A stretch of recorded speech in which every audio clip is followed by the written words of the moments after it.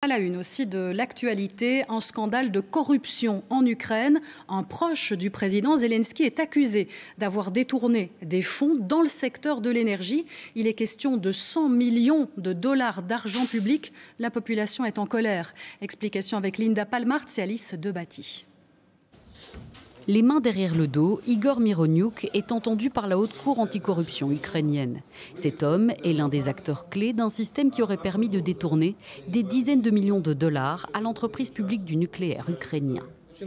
Dans le cadre de ses activités criminelles jusqu'au 21 février 2025, Mironiuk, membre d'une organisation criminelle, disposait d'au moins 874 300 dollars américains obtenus par des moyens criminels dans des circonstances qui n'ont pas été établies.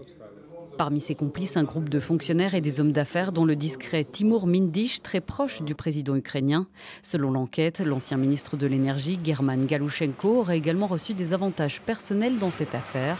Il a été suspendu. Sa remplaçante assure que l'enquête est en cours.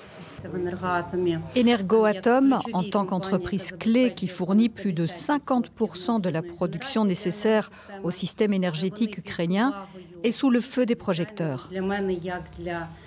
Et bien sûr, en tant que ministre de l'Énergie, il est très important pour moi que l'enquête soit menée de manière transparente et ouverte. Le système criminel détournait des fonds via des contrats fictifs.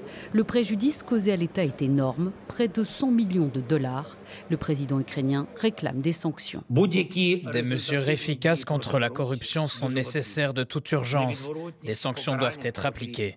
Energoatom assure la plus grande part de la production d'énergie en Ukraine. Ces révélations interviennent au moment où l'Ukraine est confrontée à une grave crise énergétique. Le pays est pilonné par des bombardements russes qui provoquent de vastes coupures de courant à l'approche de l'hiver.